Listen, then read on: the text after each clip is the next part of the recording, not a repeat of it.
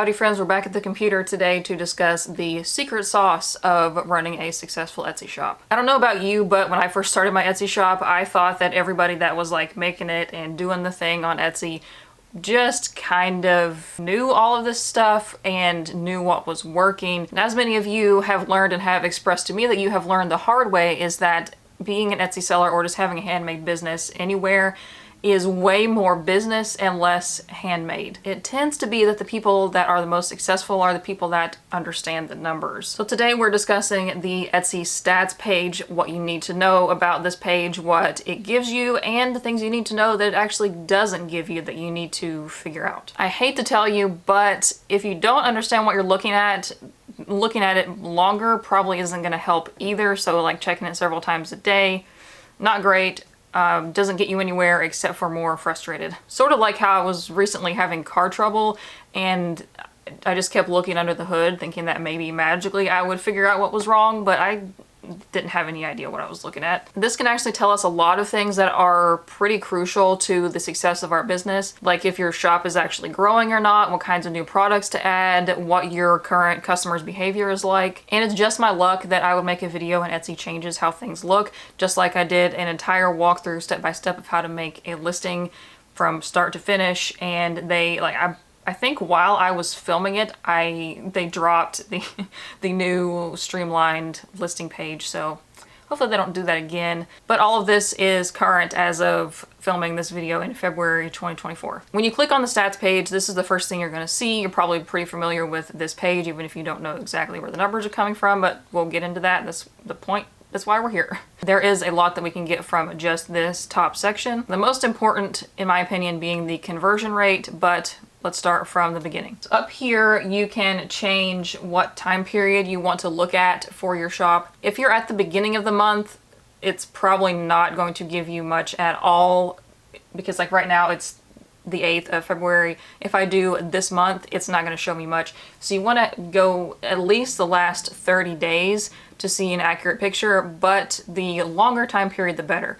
So if you've just started, you're probably not going to have, a year's worth of data, obviously. But if you've been around for a while, especially multiple years, you want to look at the past year or even years prior. And that could tell you things like trends, seasonal trends, if you have more sales in one month versus another, or if you see an increase for Black Friday, or if you don't see an increase for Black Friday, like if you do, I don't know, wedding stuff, you're probably not going to have a lot around Christmas. Basically, it just has to do with the amount of data, so you're going to have a better picture of what's going on if you have more data or more visits and more orders to go off of versus a smaller amount. The first metric we have is the number of visits. So a visit is different from a view when we're talking about Etsy specifically. You will generally have more views than visits, because a visit is one session from a particular person. Let's say somebody is logged on and they look at 5 of your listings. That's 5 views but 1 visit. You can kind of think of it as if somebody is walking into your store. So if you have a person walk into your store, that's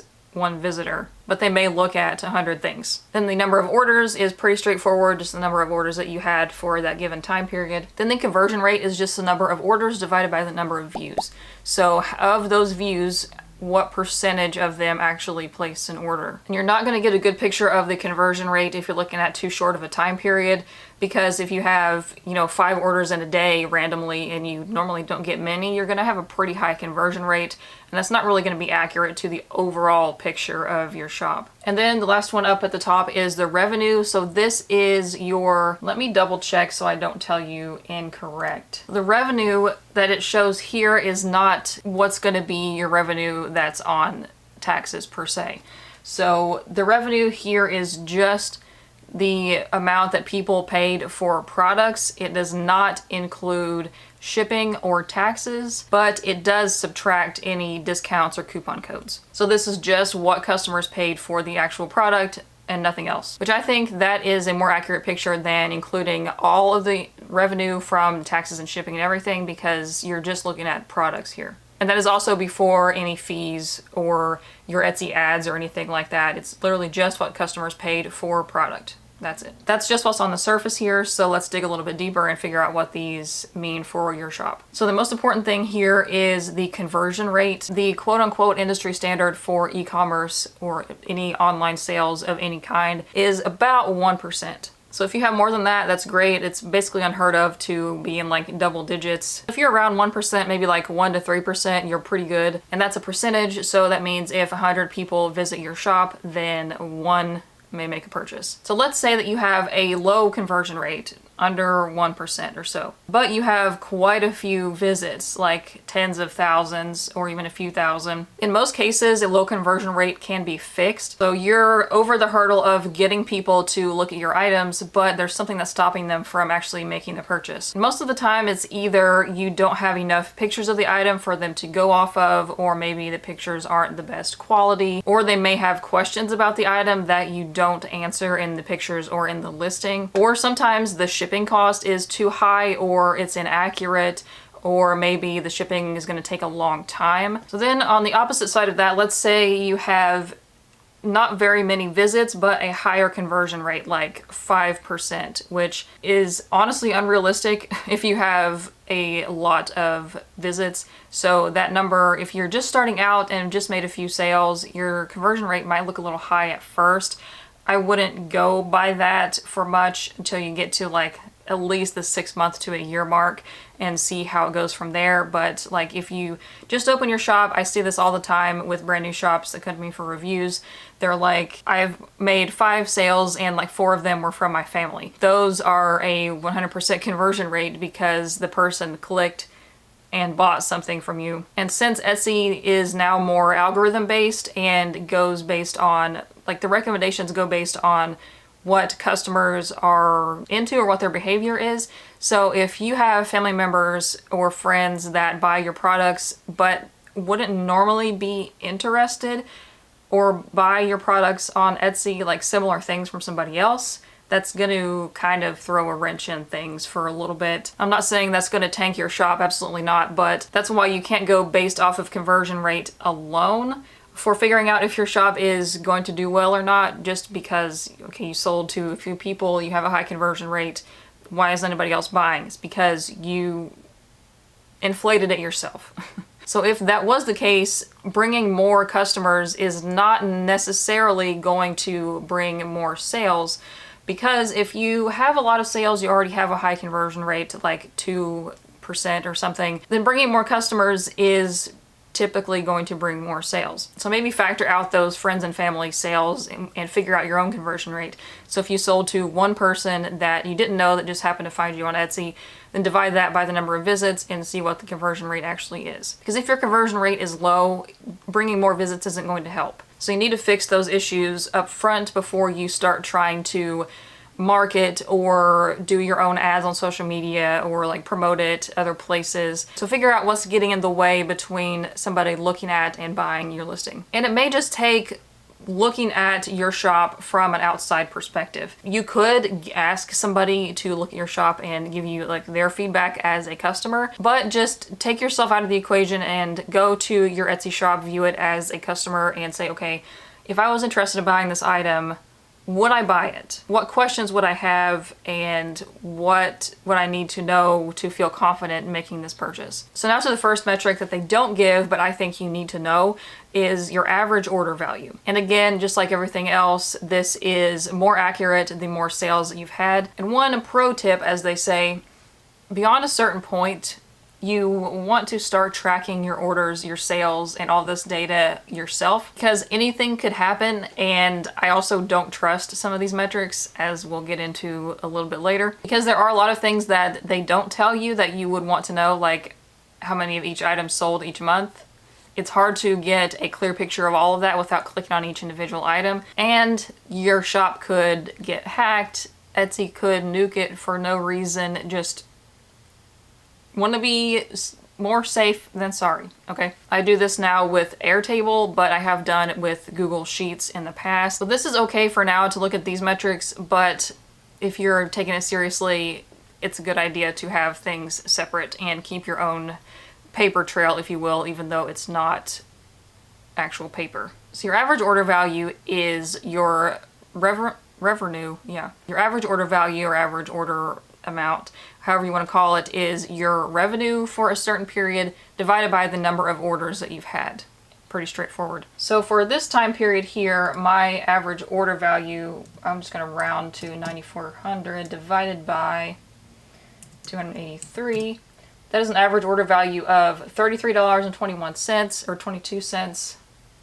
Math. And you could compare this to your average item price. Most people are generally going to have price buckets, or like approximately they'll have some things in like the $20 range, some in the $50 range, and some in like the $10 range, or higher if you have, you know, more larger items. And something that Etsy does not tell you is the average number of items sold per order, which you would be able to figure out if you kept this data yourself. So I can look, it's not going to be the same time period because I've done it differently. So for the last 6 months, my average number of items per order is 2, which I probably could have told you if I had to guess, because most of the time people order like a 20 pack of my most popular item or 2 10 packs. So that's an average of 2. And that is pretty accurate to this dollar amount as well, because one is $22 and the other is $40. So but what that average order amount tells you is if it's low, then maybe you could do something to encourage people to buy more. So if you have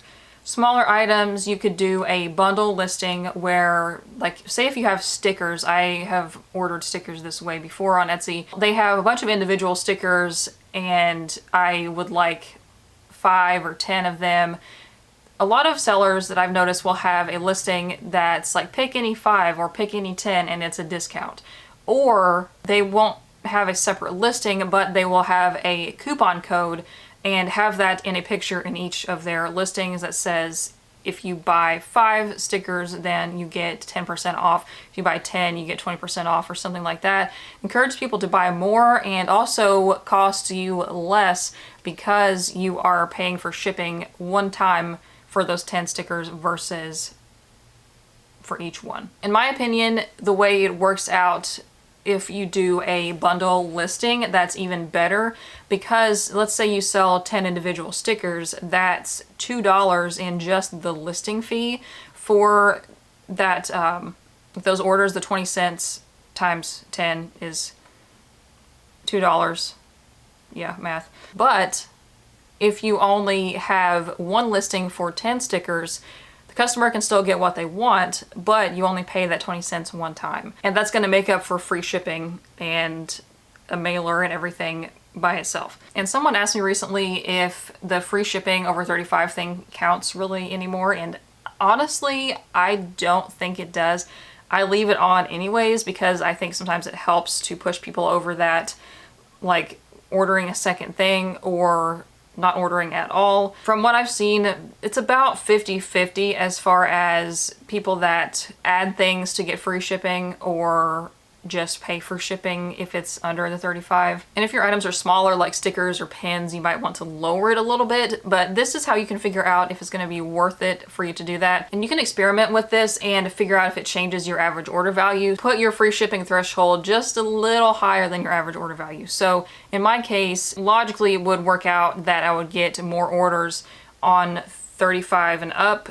I probably could increase it to 40 and up because my average order value was $33. And you also want to factor in your shipping costs because obviously shipping isn't free even if the customer isn't actually paying for it. But shipping stickers is quite different than shipping like wooden signs, for example, because those are heavy and large. And something else that your average order value can tell you is whether you're on track to meet your goals or not. So let's say that you have a goal to make your Etsy shop your part-time or even full-time job, and you figure out how much money you need to make per month to make that happen. You could figure out based on your average order value and the amount of time it takes to make your items if it's going to be feasible at your current level or the pace that you're on to make that happen. So let's say you want to make $1,000 a month from your shop and maybe your average order value is $10 and it takes you an hour to make each order. We can see where this is going to be a problem because you need to make 100 orders per month. That's 100 hours. So you're going to spend 100 hours a month to make $1,000 a month. I wouldn't do it.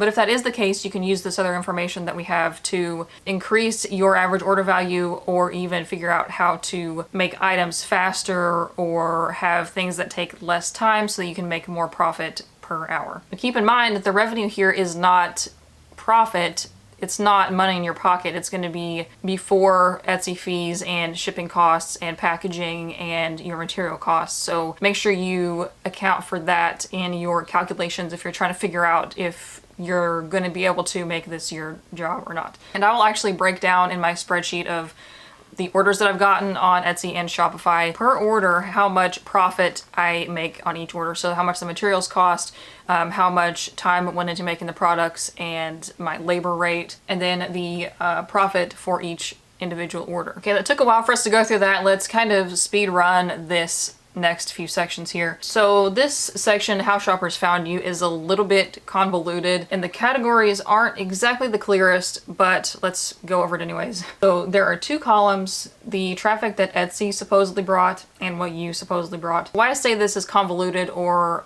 misleading is probably the better word, is that there's some crossover. So when you click on each one of these categories, they give you a description and another graph, plus the most visited listings that come from that traffic source. So the first one here is Etsy app and other pages. So this basically could be freaking anything.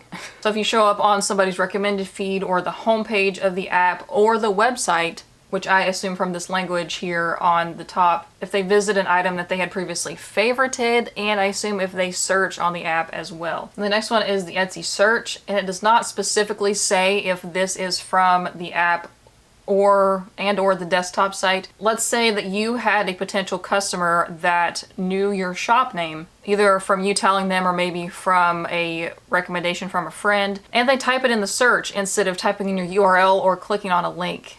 That is going to show up here. So even though you brought that customer, Etsy is going to take credit for it. You can't really do anything about that, unfortunately, except to just make sure that you are giving people your share and save link, which is one of the best things Etsy has done over the last year or so, and that's about it. But you can scroll down and see the specific search terms and see how much of that is people searching your shop name, and it's actually pretty low for me personally. And then the last one in this column is the Etsy marketing and SEO. So it says here this is visits from Google, Yahoo, Bing, and other search engines. So this is why SEO is not completely dead. I don't think anybody's saying that at this point, but there is a bigger emphasis on the algorithm, or like Etsy recommending your listings to people, like how social media recommends posts to people, because you can be found on Google as well. And I personally have shopped for things and have like searched on Google for a thing that I needed and came up with an Etsy shop that had the item. So I imagine this is going to be a pretty low percentage for most people. And it does tell you which websites you come from. So the biggest is going to be Google. Google Lens. That's interesting. So people can like scan something and it'll come up with possibly your listings. I wish I knew which ones people were searching on Google Lens. I don't personally have any data as far as which terms people were searching, but I assume it's going to be pretty similar to the terms that people are using on Etsy. And this could also be my my shop name as well if people are Googling that. And this is different from the offsite ads that Etsy does, that it runs on Google, Yahoo, Bing, and other places, Instagram, and maybe Pinterest, I don't know, but we'll go over that here in a minute. So the next column on the right is the shoppers that you brought supposedly. The first one is direct and other traffic. This is basically anybody that's clicking on your link that is not directly from social media. But if you have a link tree or other link, what is the name? Basically a page that has, instead of linking just to your Etsy shop, you can add your Etsy or your Shopify or other social media.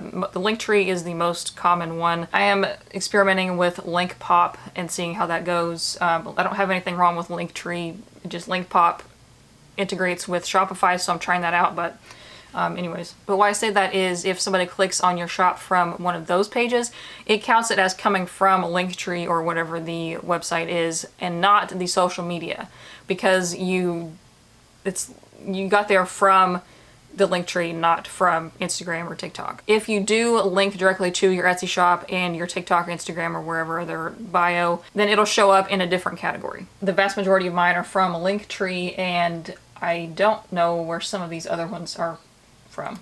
In social media, when you click on that, it breaks down the different sites, and it does not have TikTok, but it does still have Tumblr. So it's a little bit outdated, and people still use Tumblr, but I would maybe replace that with TikTok. But if you do have views directly from TikTok, it'll count those in the direct and other traffic. The only thing here is that it's helpful to see which sites are bringing you the most traffic, and you may want to lean into those sites a little bit more. So I get traffic from Pinterest and Twitter to a lesser extent, but I don't use them, so I don't know, the people I guess are sharing my listings there or something. The last one here is Etsy ads. So that just takes you over to the marketing page. I don't currently have Etsy ads on, so there's nothing there like right now. The obvious missing link here in this section is which of these brought the most orders. So I would like to know the conversion rate for each platform, like were people more likely to buy if they found my shop from searching on Etsy or if they found me on TikTok, which I assume that it's higher if they found me on TikTok or somewhere, because that would be helpful to know where to spend the most of your energy as far as marketing. So if you're getting most of your sales from within Etsy from people actually searching or finding you on any of the bajillion places that could be counted in this first Etsy app and other Etsy pages section, then you'd want to spend more of your time focusing on improving your listings, making better photos, and just making your listings more appealing. But if you think about it, a person doesn't usually go straight from point A to point B. There's some statistic in marketing that says people have to see your item like 7 times. I could be making that number up, but they have to see your item or your product several times before they actually decide to purchase, which that's like an average. You know, not every person, some people might see it once and buy it, some people might see it 100 times and never buy it, but they may just be looking around or browsing or window shopping, and maybe they will favorite your shop and come back later to buy something for a Christmas gift. Then how would you know if that's accurate, like if they came from favorites or if they actually came from social media like a year ago? It's not going to track people for that long. I think cookies only last like 30 days or something. So would that information even be accurate enough to be helpful to you? Probably not. So all of that to say why this section even matters at all if it's not entirely accurate. What this section tells me is whether you're doing all of the legwork or not. Because let's say maybe the traffic that you bring is significantly higher than the traffic that Etsy brings. That tells me that it may, not always, but it may signal that you may want to look at having your own website, because it appears that you're doing all of the marketing yourself anyways. In my opinion, Etsy's fees are actually more than fair in comparison to other places you could sell online if they're bringing the customers and doing the legwork for you. Because they host the listings and facilitate the transactions, you don't really have to know anything about making a website or trying to market on your own. Especially now with the share and save thing, it is significantly cheaper than hiring somebody to make a website for you or hiring somebody to do marketing. Past a certain point in regards to fees, it's going to be cheaper to have a Shopify or your own website or something like that. And you're building your own brand versus just bringing more traffic to Etsy. And if you're just starting out, don't put too much weight on that. Just something to keep in the back of your mind and figure out as you progress with the business. So I'm going to dig myself right out of that hole that I just started going down. The next is something fairly new still, and I hope if you are past the hurdle of actually opening a shop at this point, that you are now using this link to promote your shop. And this is actually not a brand new link. I have used this for years to put as my Etsy shop link, because you can get to your Etsy shop from either this shopname.etsy.com or you could use etsy.com/shop/your shop name. And I just find that this is shorter and easier for people to remember, the shopname.etsy.com. Whenever someone makes a purchase from that link, then Etsy will only charge you 2.5% for the transaction fee instead of the current 6.5%. But you do still have the payment fee and the listing fee, but the 4% definitely adds up. Hopefully yours looks better than mine. I have been experimenting with my link tree, and I try to drive all of my traffic to Shopify. So I used to have the links in my link tree say, shop my website, and then shop on Etsy, and the traffic was about 50-50. But I don't have international shipping set up on Shopify yet. So I was trying to send those people to Etsy, but people who weren't international were going to Etsy anyways. So I realized that a lot of people were choosing to shop on Etsy over my website. Like maybe they were not intentionally doing it, just scanning, like clicking on my link tree and then seeing Etsy and then being like, oh, okay, I can buy the things there, instead of seeing the shop my website. But I set up the Shopify for a reason, for, you know, to not have to pay all those Etsy fees. That was before the share and save thing though, and since I turned that off, they now have ironically set up the share and save thing. So a few months ago I changed it to say shop here, US and Canada, and then instead of saying Etsy, I put outside the US and Canada, shop here. So I think people in the US are clicking on it out of curiosity and then leaving once they realize that it's Etsy and I have my own website.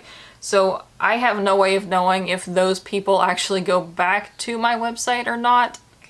So at this point, I would rather people just go to Etsy because I don't know if they're actually going to go back to my website, and maybe they are more comfortable shopping on Etsy, because I know I personally have been burned by small business websites in the past, so I get it. But I feel like I have enough data to support this decision now, and I saw what happened to my Etsy stats afterwards.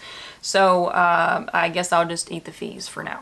Then we have the offsite ads. I don't personally have enough data to really give you advice on this one. I'm just going to tell you what this all means. So it doesn't say anything about what the person actually searched for, or because it's not like based on search, so it wouldn't show that anyways. It'll just show the website they came from.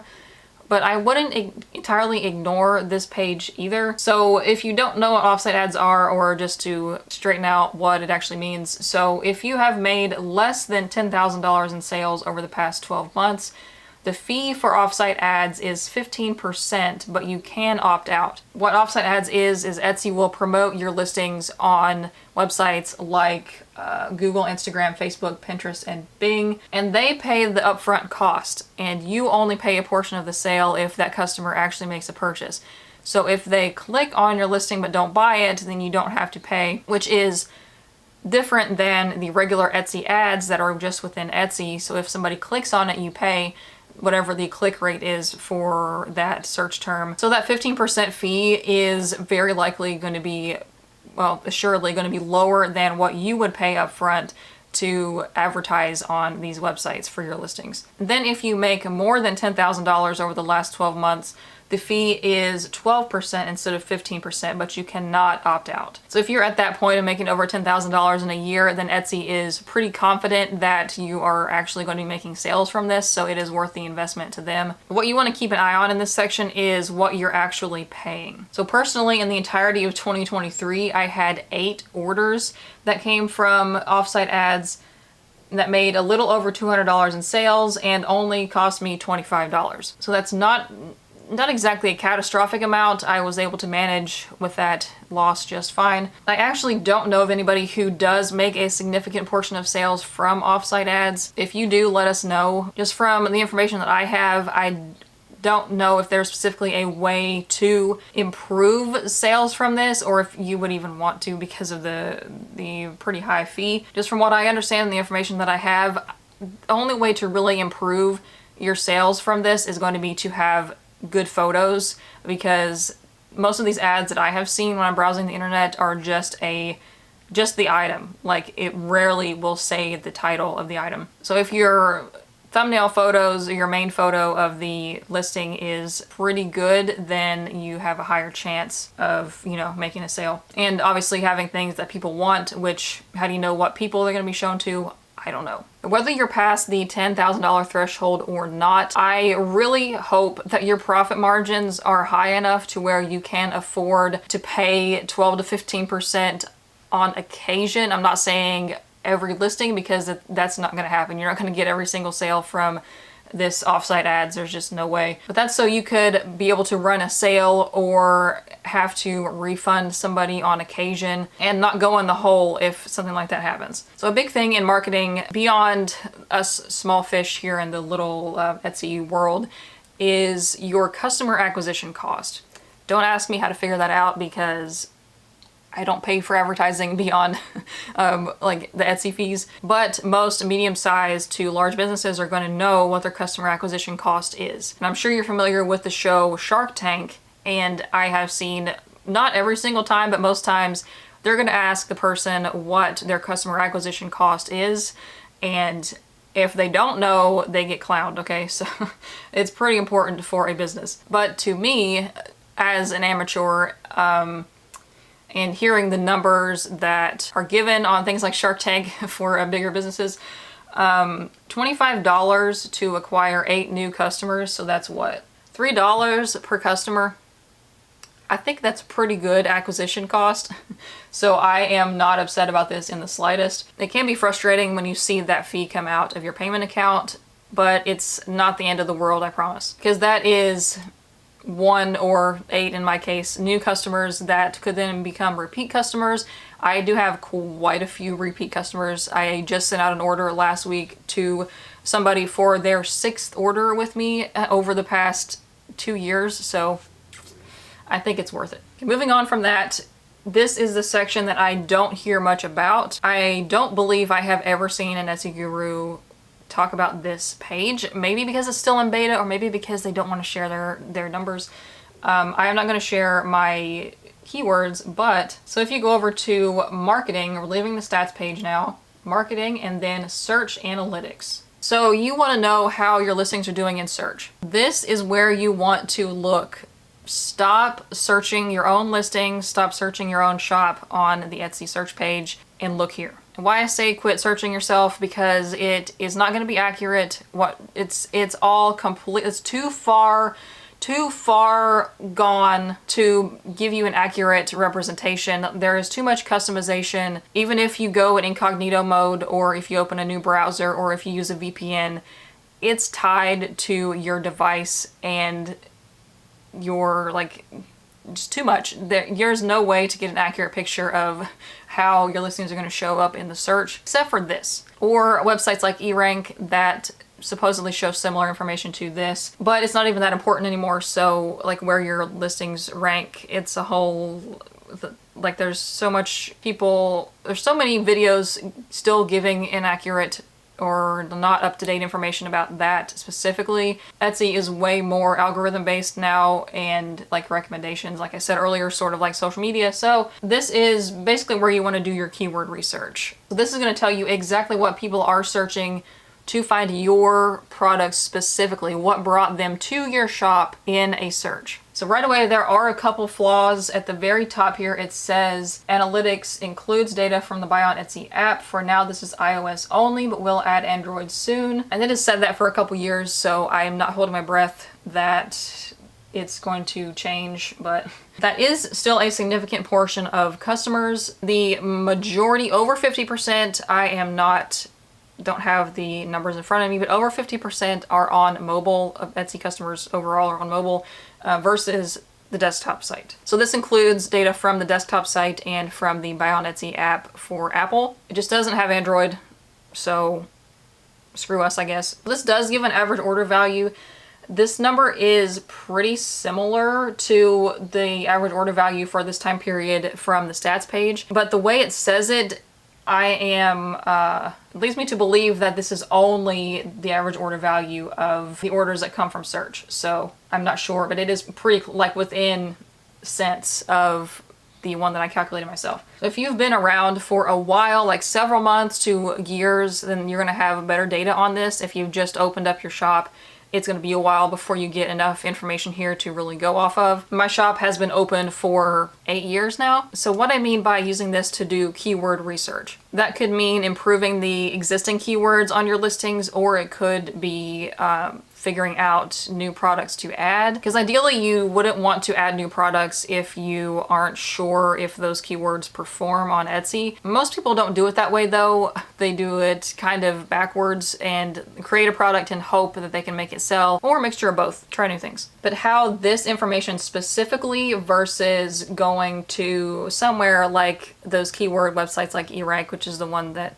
I use sometimes, but not for this, is that you're getting the actual searches that people are finding your items with and what people are actually typing in. So let's say somebody calls this thing a different name than you call it. There's regional differences, there are language differences, or maybe people are searching for a specific variation of something you have, but you don't have that specific variation of it. That could give you an idea of something to add in the future or soon. It's important to look at this information and think about what it means as a whole, not each individual, like don't get stuck on each individual line. So as an example for this, let's say that you have one search query that has like a bajillion impressions, like way more than anything else. And impressions just mean that it came up on the screen in the search. It does not mean they clicked on it or looked at it or even gave it the time of day. The person may not even like have looked at it with their eyeballs. It just means that it came up in a search. But if that query has no sales, that could mean a few things. It could also not mean anything. So it could be that the query is not a good keyword for your item because people are seeing it and not even clicking on it. So either it's not an accurate term to describe your listing and people are seeing it and being like, no, that's not what I'm looking for. Or maybe it's relevant and they just, like your photo isn't as appealing as other people's or something like that. But the most likely thing here is that it is a broad search term. In my case, the query that has the most impressions by far out of anything else is just like the broad term to describe one of the products that I sell. So for somebody else's shop, this could be candle. Candle is just a category of thing. You have a lot of competition within that. Like if somebody just searches candle, there's millions of candles on Etsy. So that doesn't necessarily mean that you should delete candle out of your titles and tags. Absolutely not. But it just means that it's a broad term and don't use that one to make your decisions because it's too broad. But you want to see that and check farther down on the list to see what specifically people are actually searching for because, you know, people may just be typing in candle instead of clicking on the candles category. And then you can see what happens when people get more specific if that improves the search. But on the flip side of that, let's say you have a bunch of search queries with 100% conversion rate, which means that everybody that looked at it bought it. Remember to look at the number of visits because every single search query that I have that has 100% conversion rate only has one visit in one order. And by the way, you can sort this list by different things like the number of impressions or the conversion rate. But where you want to focus is the ones that have a lot of visits and a pretty good conversion rate. So if you have some of these search queries that have quite a few or even dozens of visits and a conversion rate of at least 1 or 2%, more is better, then you may be onto something with that term. So like this one in particular I have, well, let me select it, no. But this one that has 17 visits and 5.88% conversion rate, that tells me that if I lean into that search term and offer more products that could fill out the search results for that term, and maybe people will order multiple things because they're similar. And there's a good chance that new listings that match that search query are going to perform similarly.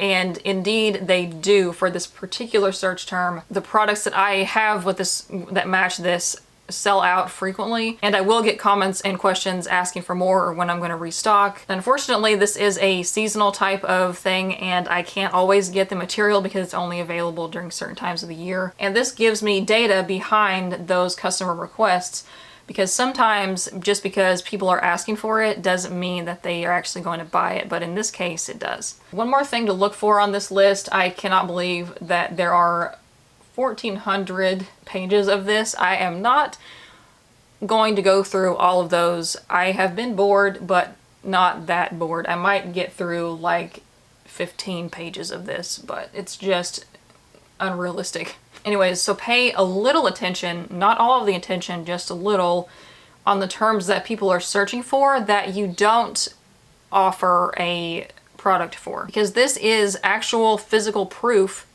that people are searching for certain items and aren't finding them, at least from you.